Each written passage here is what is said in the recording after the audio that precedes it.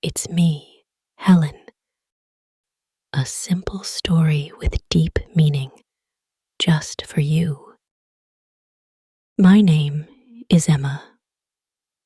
I live in a small town with my husband, Mark, and our daughter, Lily. Mark and I have been married for 12 years. We have a good life. At least, that is what I thought. We have a nice house with a big backyard. It is not fancy, but it is warm and full of memories. We have a dog, Buddy, who follows Lily everywhere. He is big and soft, and Lily loves him. Every morning, she gives him a hug before school. Mark is a doctor. He works long hours at the hospital. Some nights, he comes home very late. Other nights, he does not come home at all because of work. I understand. He helps people. But sometimes, I feel alone. I stay home with Lily. She is 9 years old and full of energy. She loves to run and play outside. She likes to read books and draw pictures. She is a happy child. During the day, I take care of the house. I clean, cook, and make sure everything is in order. I also help Lily with her homework. Some days, we bake cookies together. She loves chocolate chip cookies. We laugh and have fun. But when Lily goes to bed, the house feels empty. I sit alone on the couch. I watch TV, but I do not really care what is on. I look at my phone, but no one is texting me. I wait for Mark, but most nights, he is not there. I try not to think about it too much.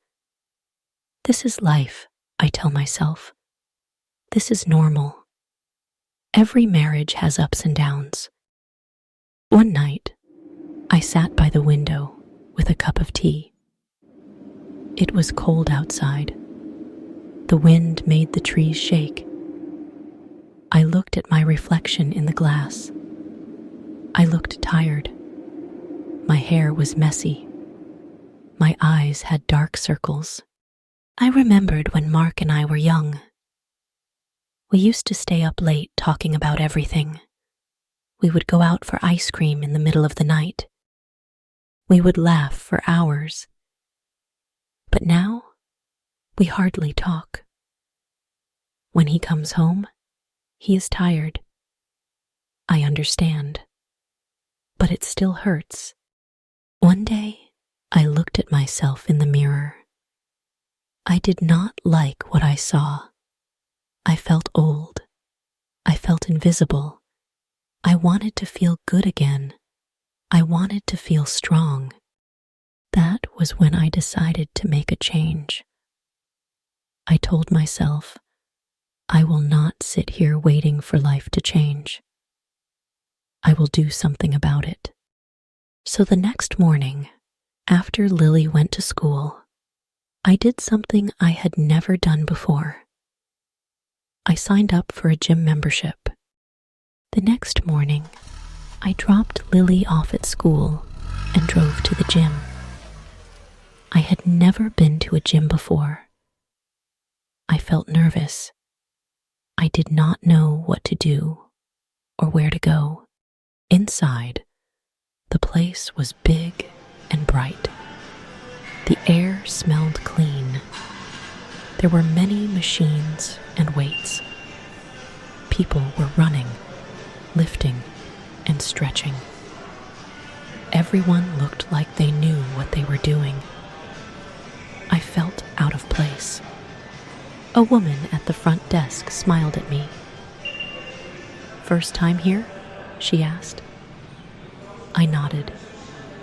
"Yes." She gave me a paper to sign. Do you want a trainer to help you get started? She asked. I thought for a moment.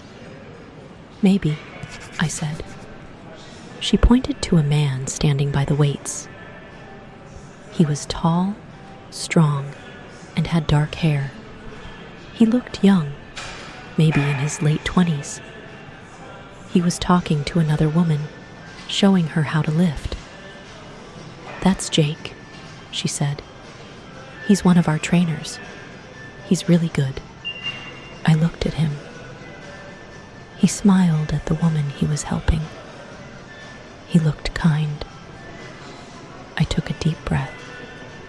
Okay, I said. A few minutes later, Jake walked over to me. Hi, I'm Jake, he said. You must be Emma. I nodded. Yes. First time at a gym? He asked. Yes, I said. No worries, he said. I'll help you. Let's start easy. He showed me some simple exercises. We walked to a treadmill. Just walk for a few minutes, he said. Get comfortable. I stepped on and started walking. At first, I felt awkward, but after a few minutes, it felt nice. I had not done something for myself in a long time. After walking, Jake showed me some small weights. Try this, he said, handing me 2 dumbbells. Just lift them like this. I lifted them. They were not too heavy, but I could feel my arms working. Good, Jake said. You're doing great.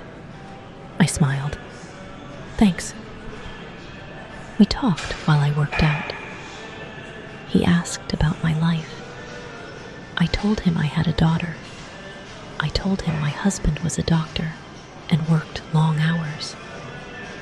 That must be hard, Jake said. I nodded. Sometimes. He didn't say much after that, but he listened. It felt nice to talk to someone. After an hour, the workout was over. My arms felt tired, but in a good way. Great job today, Jake said. You should come back tomorrow. I wiped my face with a towel. I think I will. As I drove home, I felt different. I felt good, strong, alive. For the first time in a long time, I felt like I mattered. I started going to the gym every morning after dropping Lily off at school. At first, it was just about exercise. But soon, it became more than that. Jake was always there, waiting with a smile. He helped me learn new workouts. He pushed me to do more. You're stronger than you think, he would say. And for the first time in years, I believed it. One morning, after a long workout, we sat on a bench near the weights. I was tired, but happy. You're doing great, Jake said. Thanks, I said. It feels good. He nodded. Yeah, it's not just about the body. It helps the mind too. I looked at him. Is that why you do this? He smiled, but there was something sad in his eyes. Yeah, he said. It helped me a lot. For the first time, I realized I didn't know much about him. What do you mean? I asked. He looked away for a moment, then back at me. My dad left when I was 10, he said. It was just me and my mom.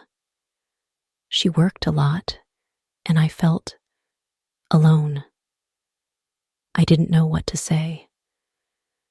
I'm sorry, I said. He shrugged. It's okay. But when when I found working out, it gave me something. It made me feel strong. It saved me. I nodded. I understood that feeling. We sat there in silence for a moment. Then he smiled. "Anyway," he said, "enough about me. What about you? You always seem lost in thought." I looked down at my hands. "It's just life," I said. He waited. He didn't push me to say more, but I wanted to. "My husband works a lot," I said. "I know he's doing something good. He's helping people. But some days, it feels like I don't exist." Jake didn't say anything, but I could tell he understood. I shook my head and laughed a little. "Sorry, I don't know why I'm telling you this." "It's okay," he said. "Sometimes you just need someone to listen." I looked at him. He was right. I had been holding so much inside. Talking to him felt easy. After that day, things changed.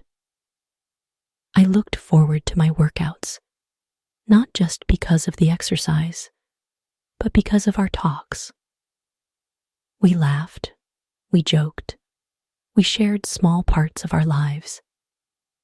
Then, one night, everything changed. Mark had to work late, as always. Lily was asleep. The house was quiet. I picked up my phone. Without thinking, I sent a message. "Are you awake?" A few seconds later, Jake replied. "Yeah, you okay?" I stared at the screen. Then, before I could stop myself, I typed, "Can we talk?" Jake replied right away. "Of course. What's wrong?" I hesitated. I didn't know what to say. I didn't even know why I texted him. But I felt alone, and I knew he would listen. "Can you come over?" I typed before I could stop myself. A few seconds passed. Then he replied, "Are you sure?" I stared at the screen. Was I sure? But I didn't want to be alone. "Yes," I answered. 15 minutes later, I heard a car pull up outside. My heart raced. I opened the door before he could knock. Jake stood there in a hoodie and jeans.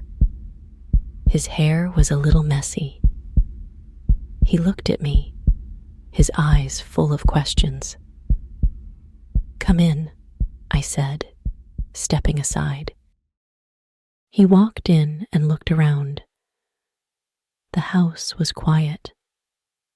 Lily was asleep. The only sound was the clock ticking on the wall. "Everything okay?" he asked. I nodded, but my hands were shaking. I walked to the kitchen and poured 2 glasses of water. He followed me and leaned against the counter. "I don't know why I asked you to come," I said, my voice soft. I needed someone to talk to." He nodded. "I get it." I looked at him. "Do you?" "Yes," he said. "I know what it feels like to be alone, even when you're not." Something about the way he said it made my chest feel tight. I set my glass down and sighed. "I don't know what's wrong with me." "There's nothing wrong with you," he said. I shook my head. "I have a husband, a daughter, a good life. I shouldn't feel this way. But you do, he said. I looked at him again. His eyes were soft, understanding. He wasn't judging me. Silence filled the room. It wasn't awkward. It was heavy, full of things we weren't saying. Then, before I could think, before I could stop myself, I kissed him. It was quick, just a small kiss. But it felt big. I pulled away, my heart pounding. I'm sorry, I whispered. Jake didn't move. He didn't speak.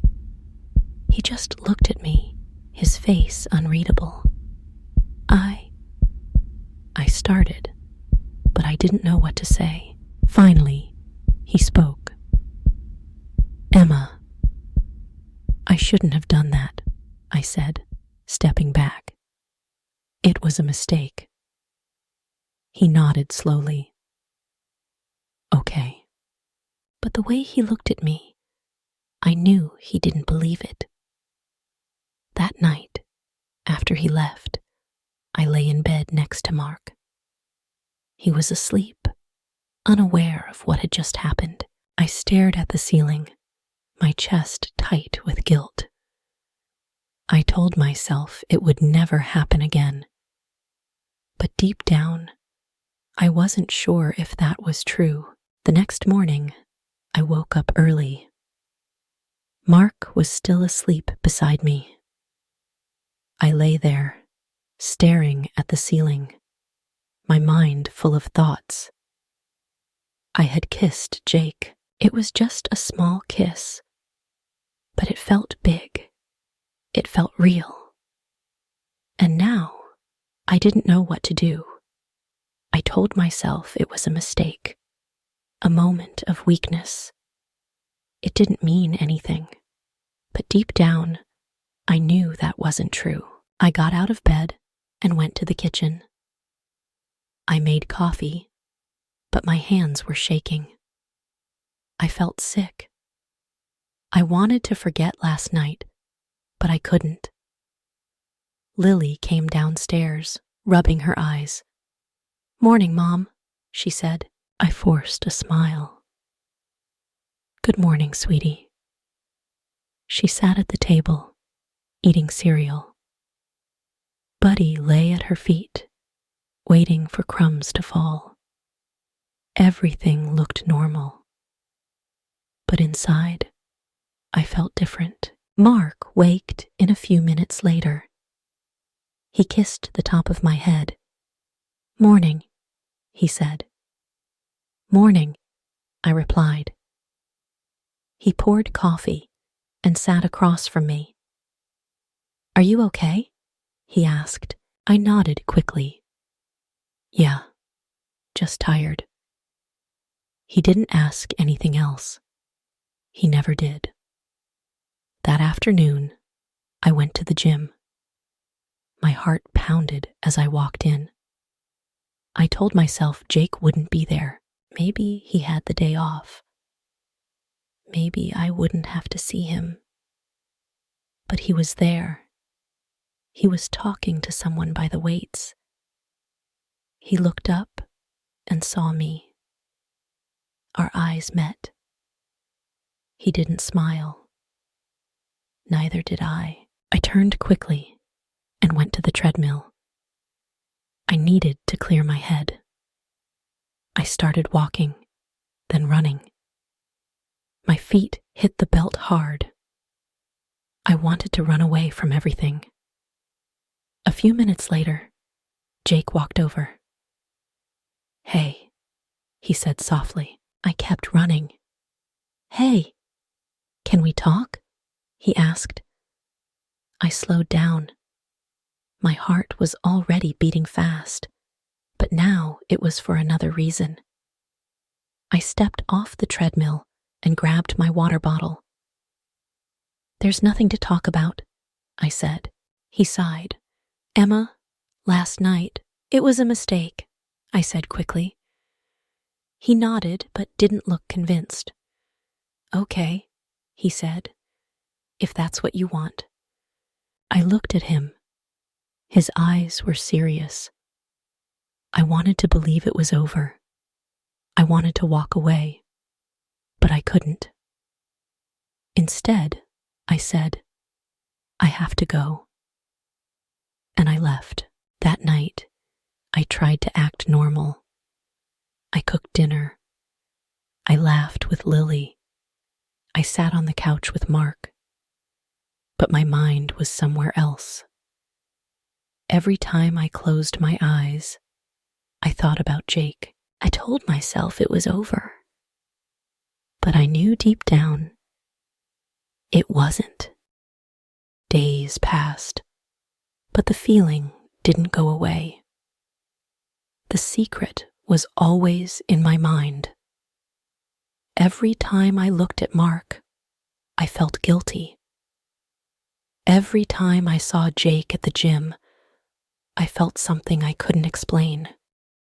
I tried to act normal. I woke up early, made breakfast, and smiled at Lily.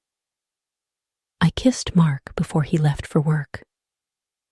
I told myself everything was fine, but deep down, I knew it wasn't. One night, I was lying in bed next to Mark. He was asleep, his breathing slow and steady. I turned to face him. He looked peaceful, like he had no worries. I wanted to tell him. I wanted to say, "Mark, I kissed someone else." But I couldn't. Instead, I rolled over and stared at the ceiling. Then, something happened. Mark's phone lit up on the nightstand. I glanced at it without thinking. It was a message from Lisa. My heart stopped. I didn't know Elisa. I stared at the screen. The message was short. "I miss you." I sat up. My hands were shaking. I looked at Mark. He was still asleep. I took his phone and scrolled up. There were more messages. Some from last week. Some from last month. "Last night was amazing. Can't wait to see you again. Wish you were here." I felt sick. My chest hurt. I put the phone back and got out of bed. I walked to the kitchen and took a deep breath. Mark was hiding something. I wasn't crazy. I wasn't imagining things. He had a secret too. I wanted to wake him up. I wanted to scream, "Who is Lisa?" But I didn't. Instead, I sat at the table, staring at the floor. I had been feeling guilty for weeks. I thought I was the only one hiding something, but I was wrong. Mark had a secret too. And now, I didn't know what to do. The next morning, I could barely look at Mark. He sat across from me at the kitchen table, drinking his coffee like nothing was wrong. I wanted to scream, "Who is Lisa?" But the words wouldn't come out. Lily ran into the kitchen, her backpack swinging behind her. "Mom, I can't find my shoes." I forced a smile. "Check by the door, sweetie." She ran off, and Mark stood up. "I have to go," he said. He kissed my cheek like he did every morning. It felt different now. I watched him leave. My hands were shaking. I had to know the truth. That afternoon, while Mark was at work, I picked up his phone. My heart pounded. I didn't want to do this, but I had to. I opened his messages. Lisa's name was there. I clicked. The messages were worse than I imagined. "I miss you. Can we meet tonight? I can't stop thinking about you." Some messages were from late at night, when I thought he was asleep beside me. Others were from weeks ago, when he told me he was staying late at work. Tears filled my eyes. My chest felt tight. I set the phone down and took a deep breath. I wasn't crazy. I wasn't imagining things. Mark was cheating. And now I had to decide what to do. That night, after Lily was asleep, I sat on the couch, waiting for Mark to come home. My heart pounded. When he walked in, he looked tired. "Hey," he said, dropping his bag by the door. I took a deep breath. "We need to talk." He looked at me. Something in his face changed. He knew. I held up his phone. "Who is Lisa?" Silence. Mark stared at me. His face turned pale. He opened his mouth, then closed it. I felt my heart break. "I saw the messages," I said, my voice shaking.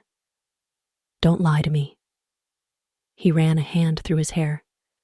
"Emma, just tell me the truth," I said. He sighed. He looked down. Then, finally, he spoke. "I met her at work," he said. "It started a few months ago." I closed my eyes. I wanted to scream, to cry, to throw something, but I didn't. Instead, I asked, "Did you love her?" He shook his head. "No." I didn't know if that made it better or worse. I wiped my face. "I kissed someone," I whispered. His eyes widened. "What?" "I kissed someone," I said again.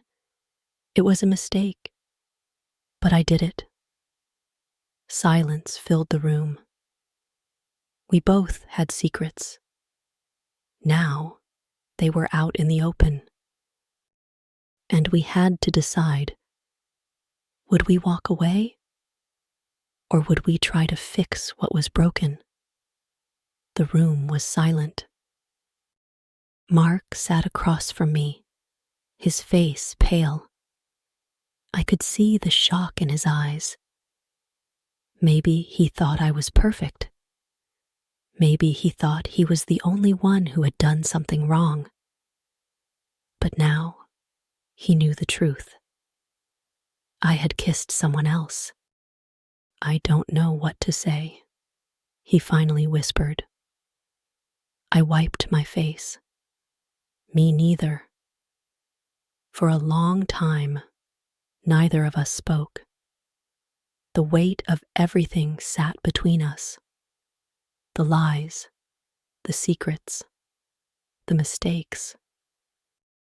I wanted to be angry. I wanted to yell. But the truth was, I had hurt him too. We had both broken something. "What do we do now?" I asked. Mark ran a hand through his hair. "I don't know." I took a deep breath. "Do you love me?" He looked at me. His eyes were full of something I couldn't read. Regret. Pain. Maybe love. "Yes," he said. "I do." I felt my chest tighten. "I love you too." "But love isn't enough, is it?" he asked. I shook my head. "No." We sat in silence again. I thought about leaving, about packing a bag and taking Lily with me. But then I thought about everything we had built together. 12 years, a life, a family. I wasn't ready to throw it all away. "I don't want to lose you," Mark said. His voice was quiet, almost scared. "I don't want to lose you either," I whispered. He took my hand. It felt strange after everything that had happened, but it also felt right. "We need help," he said. I nodded. "Yeah, we do." The next morning, we made a decision. We would go to marriage counseling. We would talk. We would try. It wouldn't be easy. Trust was broken. Pain was fresh. But if there was still love, maybe, just maybe, we could fix what was broken. Later that day, I called Jake. "I can't come to the gym anymore," I said. He was quiet for a moment. Then he said, "I understand." And just like that, I closed that chapter of my life. That night, Mark and I sat at the dinner table with Lily. She told us about her day at school. She laughed. For the first time in weeks, I felt hope. Mark reached for my hand under the table. I held on tight. This wasn't the end. It was a new beginning. Love is not just about feelings. It is about choices. In marriage, there will be hard times. People change. Life gets busy. Feelings fade. But real love is choosing to stay, even when it is hard.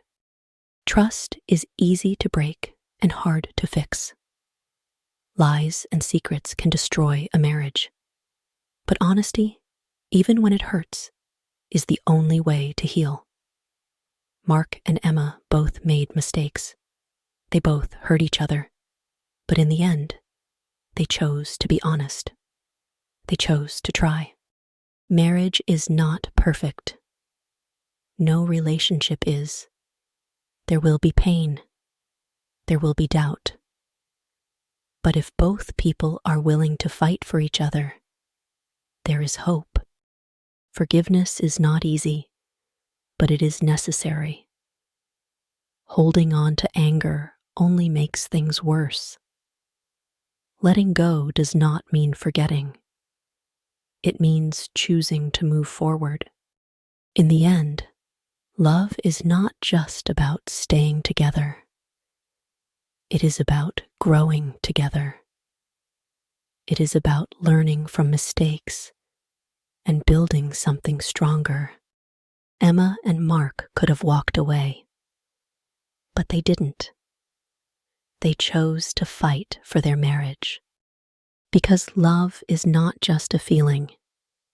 It is a choice we make every day. If you liked the story, comment number 7. If you think the story could be better, comment number 8. We are always here, working hard to bring you the best stories. Thank you for watching, our dear friends. Your support means everything to us. See you in the next story.